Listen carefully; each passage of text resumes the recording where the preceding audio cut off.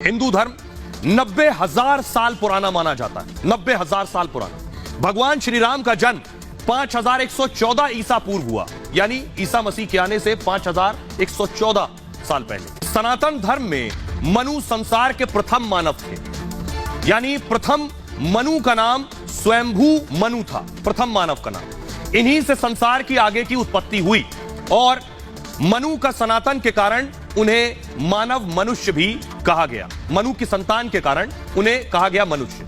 स्वयंभू मनु को आदि भी कहते हैं। इसका मतलब यह है, आदि का अर्थ होता है प्रारंभ, यानी शुरुआत। साथ ही साथ सभी मनु की संतानें हैं, यह भी साफ है, इसलिए मनुष्य को मानव कहते हैं, यानी सारे मनुष्य मनु से आए। लेकिन इस्लाम में क्या है? इस्लाम कहता है, कुरान और बाइबल में आदम की जानकारी है। वो पहला शख्स आदम था, जिसमें सनातन में मनु को कहते हैं। इस्लाम में आदम को नबी माना जाता है। इस्लाम के अनुसार आदम पहले मनुष्य थे। आदम इस्लाम के पहले पैगंबर भी थे और हव्वा को इस्लाम में पहली स्त्री बताते हैं, आदम और हव्वा। ईसाई यहूदी धर्म में भी आदम हव्वा की बात है। यह है मनु और आदम के बारे में। अब आपको बताता हूं कि आखिर मनु धरती पर कैसे आए, क्या कहा जाता है मनु के बारे में, क्योंकि इस्लाम के हिसाब से एक मान्यता है, सनातन धर्म के हिसाब से एक मान्यता है। मनु धरती पर कैसे आए? सनातन में ब्रह्मा जो है वो सृष्टि के रचयिता है, पूरी सृष्टि का निर्माण किया सनातन धर्म के हिसाब से। ब्रह्मा ने खुद को दो भागों में विभाजित किया है, जिसका एक स्वरूप मनु के रूप में आया और दूसरा शतरूपा के रूप में निकल कर आया। यही दोनों धरती के पहले मानव थे। हिंदू शास्त्र में तीन प्रमुख देव त्रिदेव कहलाते हैं। इसमें ब्रह्मा, विष्णु और महेश हैं। विष्णु को पालक कहा जाता है, महेश शिव शंकर एक ही हैं और महेश अधर्म का विनाश करते हैं। भगवान शिव को स्वयंभू कहा जाता है और जिसका अर्थ है कि वो अजन्मा है, वो ना आदि है और ना अंत है।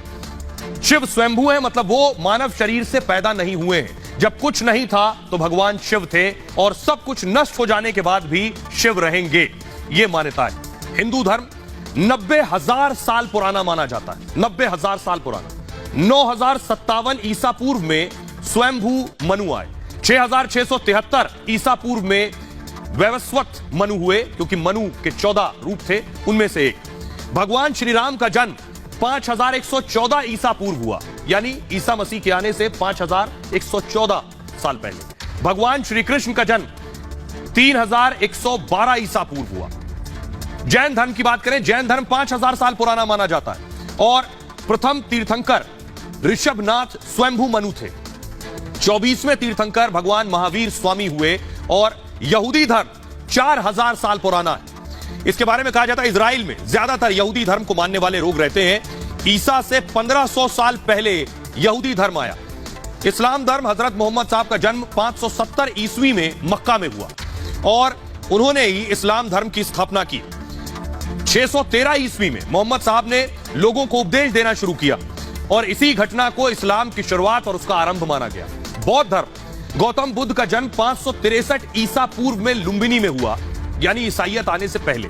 गौतम बुद्ध ने बौद्ध धर्म की स्थापना की और ईसाई धर्म, ईसाई परंपरा के मुताबिक इसकी शुरुआत प्रथम सदी में हुई। यह धर्म यीशु मसीह के उपदेशों पर आधारित है। ईसा मसीह ने क्या कहा? ईसाइयों में 3 संप्रदाय भी हैं, इनमें कैथोलिक, प्रोटेस्टेंट और ऑर्थोडॉक्स। और ईसा मसीह के बाद उनके 12 शिष्यों ने ईसाई धर्म की स्थापना की। सिख धर्म के पहले गुरु नानक देव जी थे, जिनका जन्म 1469 को तलवंडी पंजाब में हुआ था। अब यह हिस्सा तलवंडी पाकिस्तान में।